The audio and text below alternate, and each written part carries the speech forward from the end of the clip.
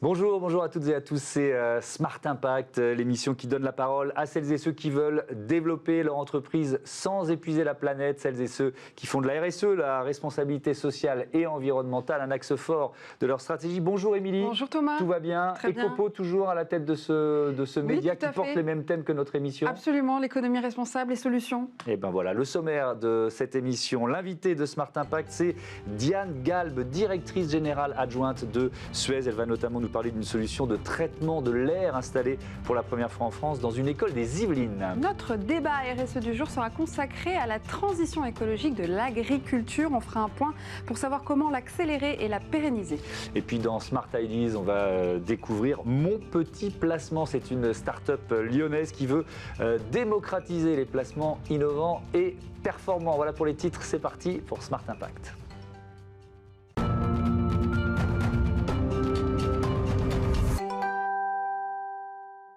Bonjour Diane Galbe, bienvenue. Bonjour. Vous êtes donc directrice générale adjointe de Suez en charge de la Business Unit mondiale Smart et Environmental Solutions. Suez, c'est un géant mondial qui vient de fêter ses 150 ans d'existence, expert des métiers de l'eau et des déchets, de l'air, on va le découvrir ensemble. On peut dire que vous êtes au cœur des enjeux environnementaux aujourd'hui ?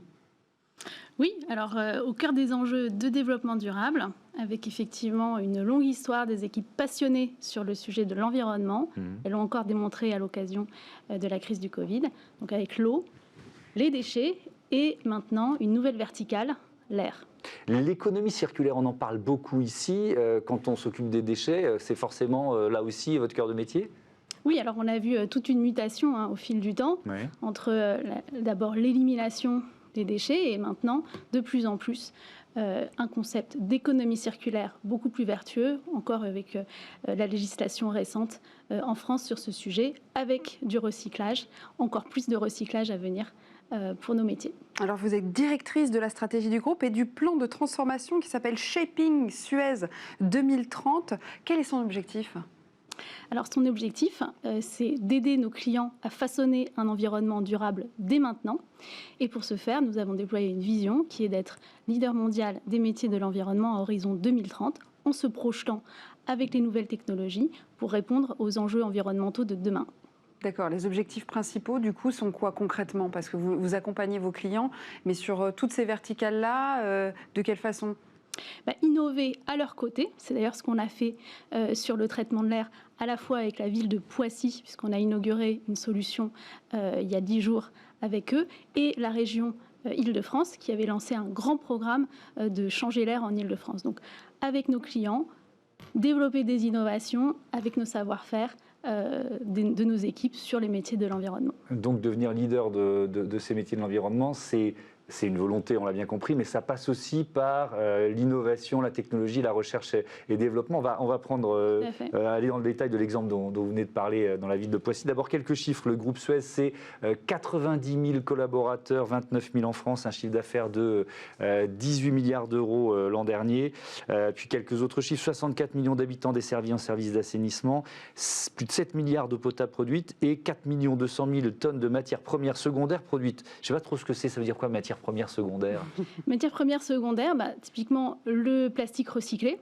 Donc au lieu d'aller utiliser de la matière fossile pour créer du plastique vierge, on va le recycler avec toute la question de la qualité de ce recyclage pour créer des nouvelles granules de PET ou de polyoléfine, par exemple. D'accord, ça y est, j'ai compris, merci, parce que matière première, secondaire, mais qu'est-ce que Alors, cette solution de traitement de l'air là, à Poissy, on est dans une école des Yvelines, s'appelle Combinaire, c'est ça? Oui. On va voir forcément quelques images. Expliquez-nous comment ça fonctionne, de quoi s'agit-il?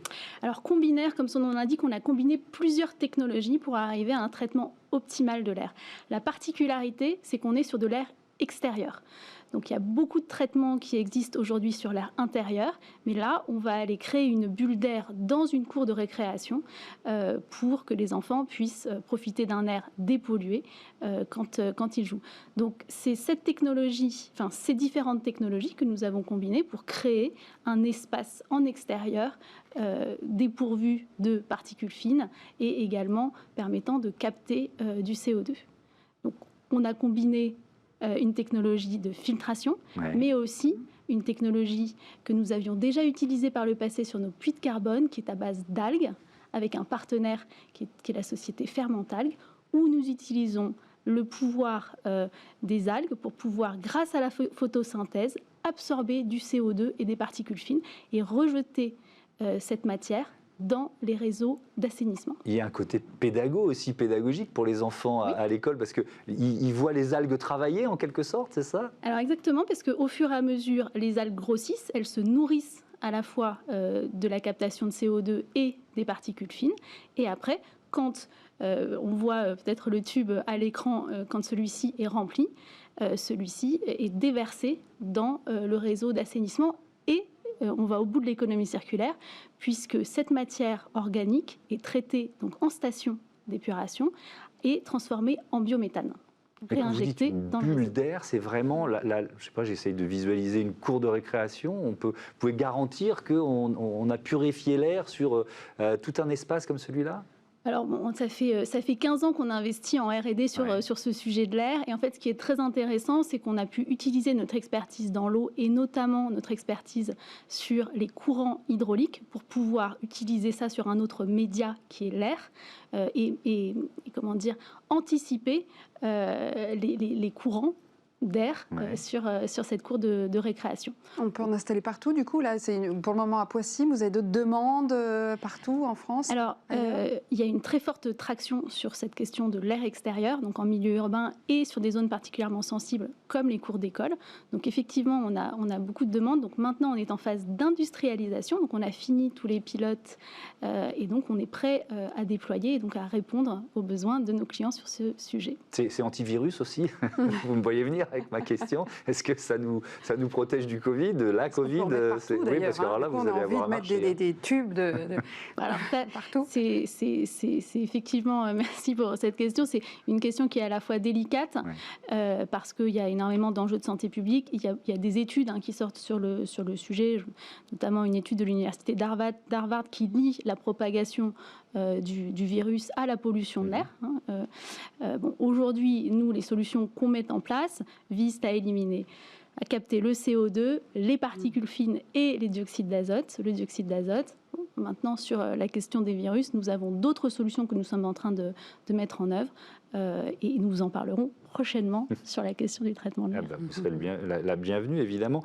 L'innovation chez Suez, c'est 650 chercheurs et experts, 17 centres d'expertise et de recherche dans le monde. Il y en a 3 en France, à Paris, à Bordeaux, à Narbonne. 400 brevets et 500 projets. 4000, pardon. Bon, ça, c'est mon œil droit qui ne travaillait plus. 4000 brevets et 500 projets relatifs à la qualité de l'air. On en détaille quelques-uns. On commence, Émilie, par une réalisation sur l'île de Man, c'est ça? Oui, exactement. C'est un territoire autonome de Grande-Bretagne, donc avec un programme très ambitieux en matière d'impact. Pourquoi? Est-ce que vous pouvez nous détailler ce projet sur cette île? C'est un projet zéro déchet, c'est ça? Zéro déchet. Alors, projet zéro déchet sur les îles, il y a des enjeux qui sont extrêmement forts en milieu insulaire sur les déchets. Donc, ce n'est pas la première fois qu'on adresse une île, mais je dois vous avouer que sur l'île de Man, ce qui est important, c'est de pouvoir à la fois gérer la question de l'intégration des différents flux, donc collecter au mieux, valoriser au mieux et faire en sorte qu'il y ait le moins de déchets résiduels possible. Donc ça, c'est par de la valorisation énergétique ou méthanogène notamment. Donc ça, c'est un objectif de l'île de Man. On n'y est pas encore tout à fait. Est-ce qu'il y a un autre projet comme ça sur lequel les technologies que vous développez, vous parliez des investissements importants en recherche et développement depuis 15 ans chez Suez, qui vient d'aboutir et dont vous voudriez parler, qui vous semble emblématique? Alors, il y en a plusieurs, mais je vais en choisir. Bon, déjà, vous avez cité quelques chiffres. On investit 120 millions d'euros par an en recherche et développement dans notre groupe. C'est en constante augmentation depuis 5 ans et on vient encore d'annoncer ce matin un relèvement de ces investissements. Donc, ça fait vraiment partie de notre plan stratégique d'investir dans les technologies de demain. Donc, sur nos dernières innovations, je peux en citer 2. La première, c'est le fait de pouvoir tracer dans les eaux usées la présence de l'infection Covid-19 et donc de permettre d'anticiper la réponse sur l'épidémie. Oui, ça permet de voir que l'épidémie est en train de progresser ou au contraire de régresser. Oui, de circuler dans les territoires. Tout à fait, c'est-à-dire que même les personnes asymptomatiques du coup sont également anticipées par ce vecteur-là. Donc c'est un produit qu'on a appelé Covid City Sentinel, qu'on a développé d'abord en Espagne et qu'on commence à déployer dans d'autres pays. Deuxième innovation qu'on annonce aujourd'hui, c'est le lancement de la blockchain de l'économie circulaire au service de la transition agricole. Ça permet, toujours dans un souci de traçabilité, de sécuriser la question de la gestion des boues et de l'épandage et du retour au sol des boues de stations d'épuration. Comment justement? Alors avec quelle technologie? Grâce à la technologie blockchain, donc qui permet en fait de fiabiliser à 100% et de créer donc un maillon incorruptible de traçabilité du producteur de boue jusqu'à l'agriculteur qui va vouloir surveiller la qualité des intrants, des fertilisants naturels qu'il utilise pour le retour au sol. Eh bien justement, ça tombe bien, ça nous fait la transition, elle est trop facile avec le thème de notre débat, puisqu'on va parler d'agriculture et d'agriculture bio tout de suite. Merci beaucoup Diane Galbe, c'était passionnant de découvrir les engagements d'un géant comme Suez qui vient de fêter ses 150 ans d'existence. On est passionné par les marques françaises comme ça qui durent et qui s'imposent. Merci beaucoup, à bientôt sur Bismart. Merci.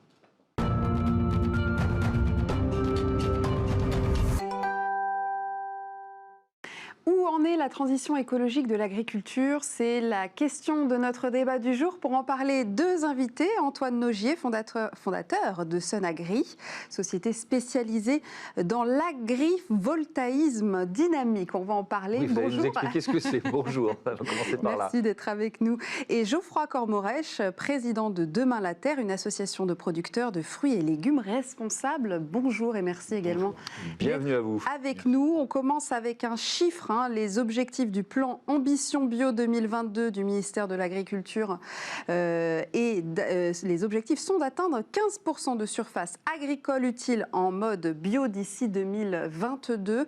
C'est encore peu, à votre avis, pour vous? Alors, qu'est-ce qui commence? Geoffroy Cormorèche. Allez. On se dit 15%, franchement, c'est pas très ambitieux.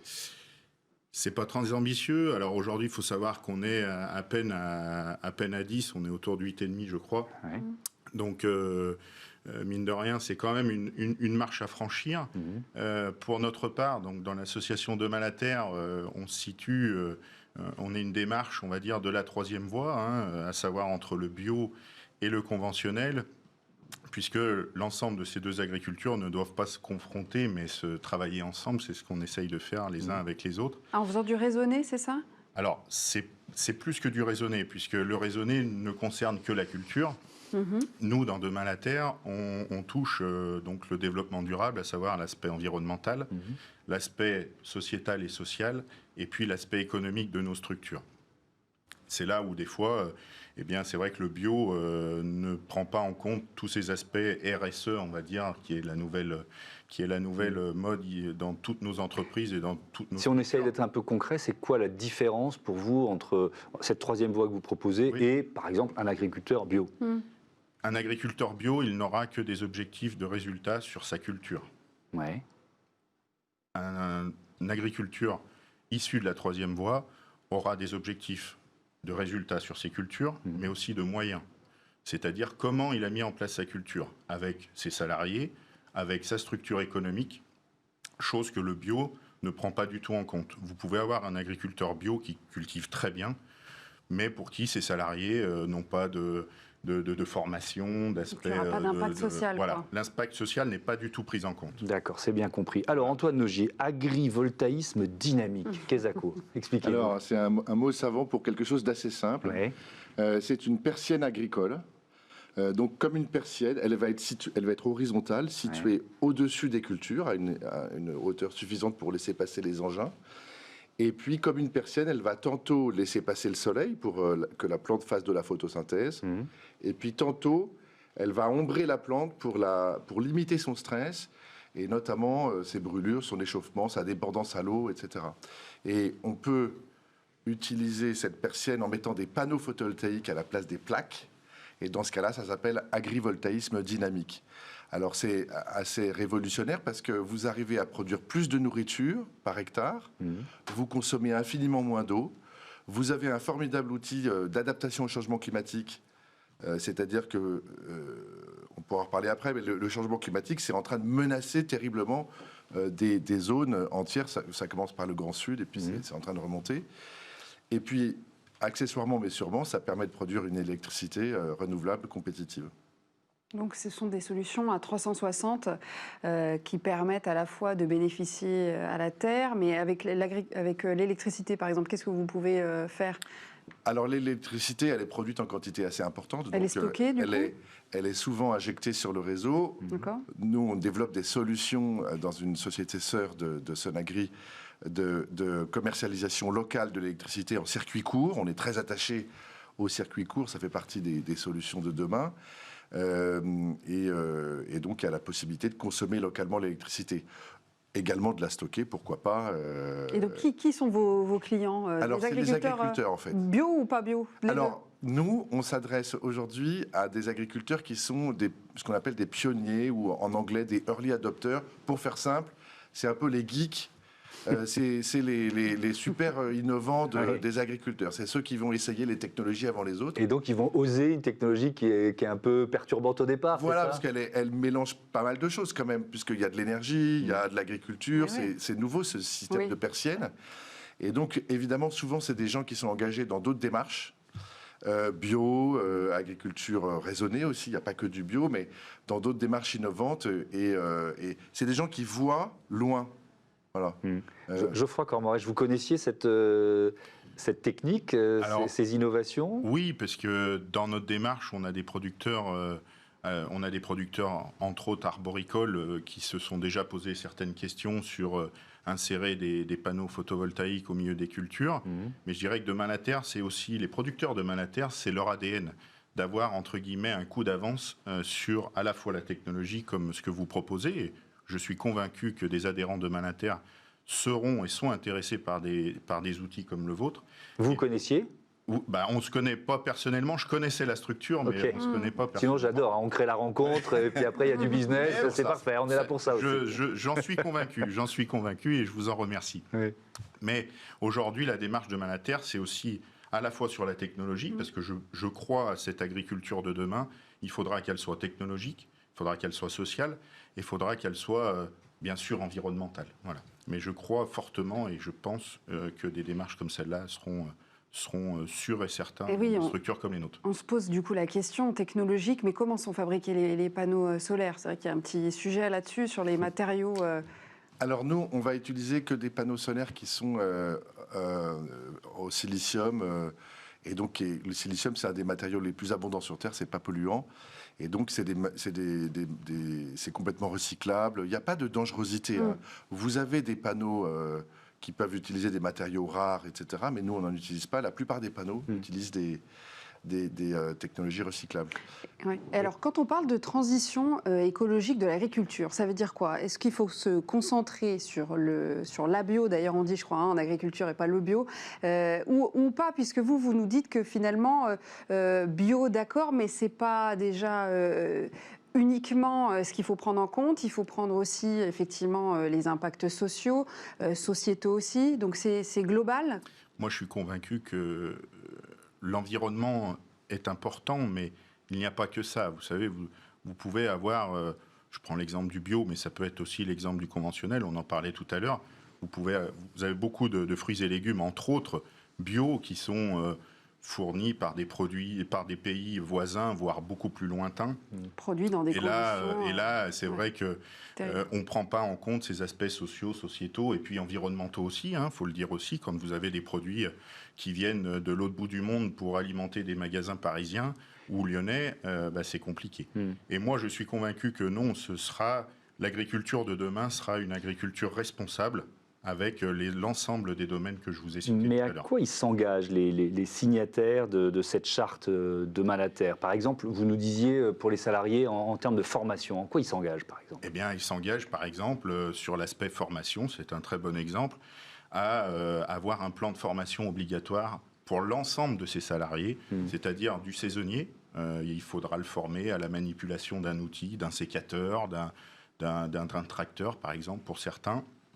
Et puis, pour du personnel un peu plus qualifié, eh bien, ce seront des formations sur l'aspect sécuritaire, l'aspect technique, parce que je dirais qu'aujourd'hui, c'est quand même la technologie évolue très vite. Il faut que nos salariés, nos permanents soient formés là-dessus. Donc, c'est vrai que Demain la Terre, l'ensemble de ses adhérents sont contrôlés une fois par an par un organisme indépendant. C'est pas un club de copains qui a créé une petite association pour se faire plaisir. Ça se joue là, justement, l'enjeu de l'agriculture de demain, c'est sur les certifications, les labels, les outils de mesure, justement? Oui, parce que l'agriculture, elle a besoin d'être mise en valeur et elle sera mise en valeur par des démarches. L'agriculteur seul, il ne pourra pas mettre en valeur ses productions. Le petit agriculteur qui va commercialiser ses produits dans un marché local ou un marché de ville, il peut discuter avec le consommateur. Mais du moment que vous faites du volume, vous n'avez jamais le consommateur en face de vous. Oui. Et si on est adossé à des démarches comme Demain la Terre ou comme d'autres, eh bien, on peut faire passer des messages parce que vous avez des équipes qui sont spécialisées là-dedans. Et ça, c'est un vrai challenge pour demain. Je pense que l'agriculture a très mal communiqué pendant ces dernières années. Il faut qu'elle évolue et ça passera par des démarches comme Demain la Terre.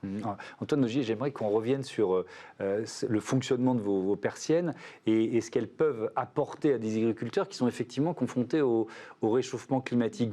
Vous faites baisser la température de plusieurs degrés. Expliquez-nous ça. Eh ben, imaginez-vous en plein soleil, en été, sans parasol. En fait, vous allez vite vous mettre à transpirer et puis vous allez brûler et vous terminerez à l'hôpital si vous restez trop longtemps. En réalité, la plante, d'une certaine façon, elle se met à souffrir lorsqu'elle a des températures trop élevées et puis qu'elle arrive à un moment donné à un déficit hydrique. Et donc, en protégeant à certains moments la plante de ces excès du climat, on arrive à la déstresser et à la rendre donc plus productive. Alors, en termes assez concrets, on arrive à produire jusqu'à 20% de plus de nourriture. On arrive à diminuer la consommation d'eau de façon spectaculaire. Ça va jusqu'à 40% d'économie d'eau. Et je parle de goutte à goutte. Je compare du goutte à goutte avec du goutte à goutte. On arrive, et par exemple, sur des cultures emblématiques comme la vigne, qui souffre beaucoup des changements climatiques. On en a parlé beaucoup ces dernières semaines. On arrive à gagner 2 degrés d'alcool, à 2 degrés d'alcool en moins en plus. Revenir à un niveau de degré d'alcool, on va dire classique. Quoi. Donc un vin qui est en train d'arriver à 14,5, voire 15 degrés, et repasse à 12,5, 13, et donc redevient buvable. Et on gagne en acidité et en anthocyanes, qui sont des grandeurs que l'on perd avec le changement climatique. Donc en fait, on rééquilibre avec ce pilotage intelligent. Alors, en fait, tout l'art est dans le pilotage intelligent de ces structures. Oui, c'est intéressant, justement, ce que vous dites, parce que pour les vignes, je comprends, mais pour les autres cultures, on pourrait vous dire, oui, mais la permaculture permet justement cet équilibrage avec l'ombre, des plants de tomates avec le basilic. Bon, c'est un exemple comme ça, mais oui. Pour les vignes, c'est plus compliqué, la permaculture, c'est ça? Oui, ou l'agroforesterie. Vous avez... tout ce qui est arboriculture, par exemple, vous pouvez, si vous la combinez avec d'autres espèces, enfin, vous ne pouvez pas mettre d'ombre au-dessus d'arbres facilement. Ouais. Et puis, vous avez souvent des compétitions en eau. Et l'eau devient un facteur limitant. Et puis, si vous combinez, vous n'avez pas d'intelligence de pilotage. Nous, c'est une persienne intelligente qui rétablit un peu le climat d'avant, si vous voulez. Bon, alors, et donc, si je vous titille quand même, les paysages de Saint-Émilion, c'est mon coin, avec des persiennes au-dessus des vignes, c'est plus pareil, hein, quand même. C'est plus pareil. Ensuite, on essaye de mettre des haies et on ne va pas en mettre forcément partout. Ouais. Alors, il faut bien comprendre qu'il y a de la technologie dans l'adaptation au changement climatique, mais il n'y a pas, comme ça a été dit tout à l'heure, que de la techno. Et il faut faire de la techno, du social, il faut faire de l'économique, et également donner aux agriculteurs la possibilité d'investir. Il faut adapter les réglementations. Il faut, enfin, il y a tout un écosystème qui doit être mis en place, et ce n'est pas qu'une réponse technologique. Il y a également de la biologie, l'amélioration des cépages ou des variétés, en fait. Voilà. Donc, on travaille sur un ensemble et c'est avec cet ensemble qu'on y arrivera. Merci beaucoup, merci à tous les deux. C'était un débat passionnant et tout de suite, merci. C'est Smart Ideas, la bonne idée du jour.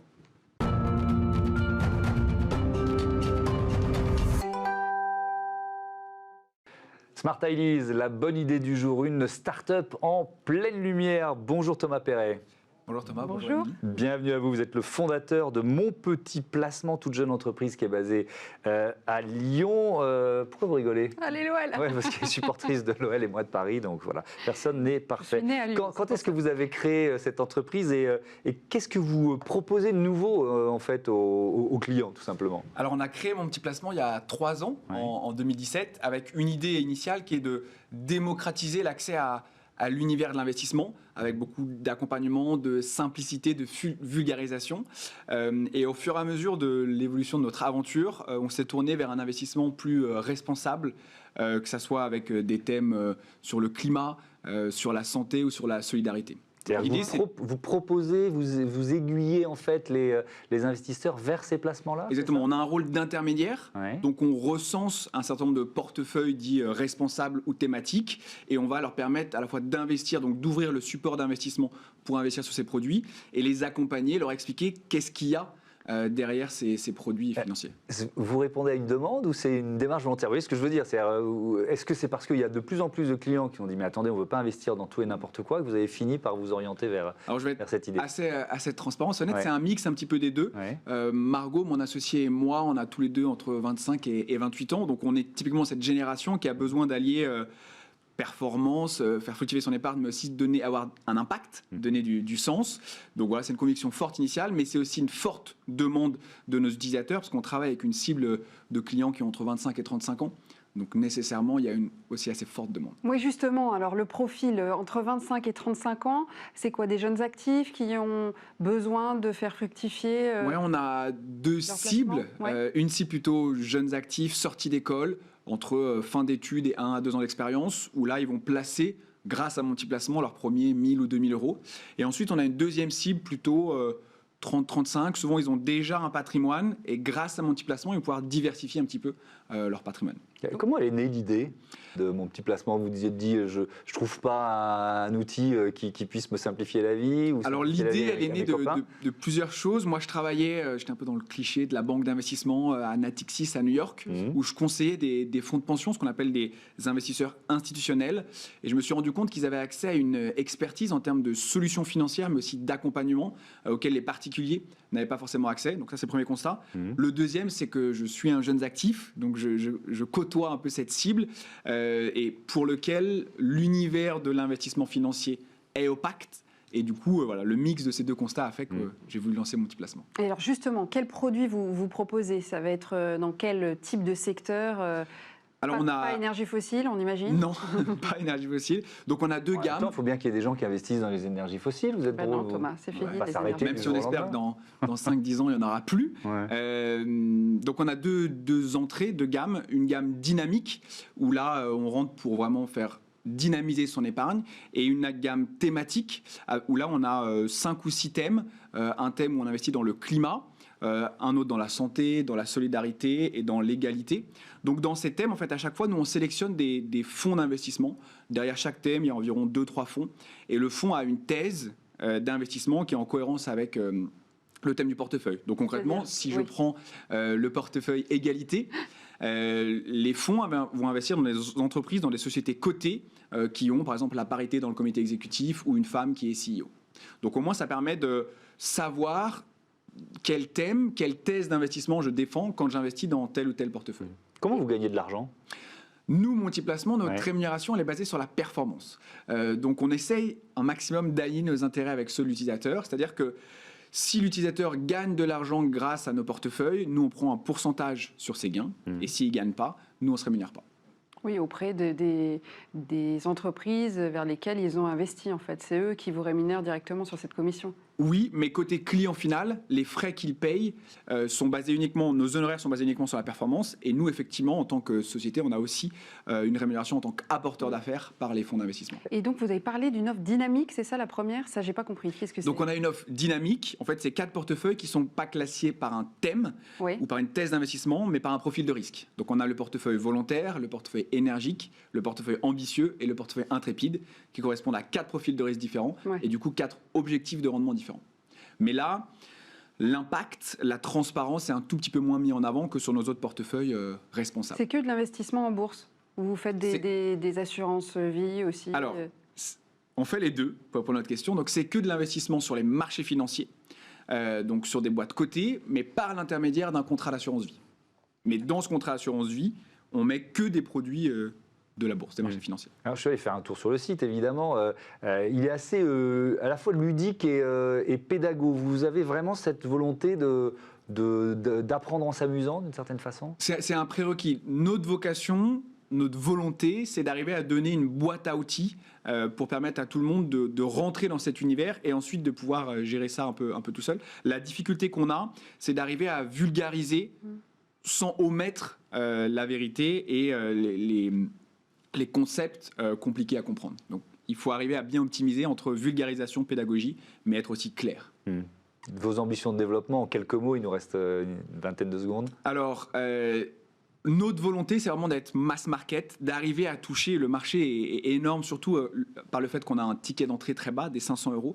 Donc, c'est d'arriver à toucher un maximum de Français et de leur rendre accessible cet univers parfois compliqué et opaque. Merci beaucoup. Merci. Mon petit placement. Merci Thomas Perret. Bon vent à vous et aux Lyonnais en général, que j'aime beaucoup. Voilà, c'est la fin de cette émission. On se retrouve demain sur Bismart à 9h, midi et 20h30. Ciao. À demain.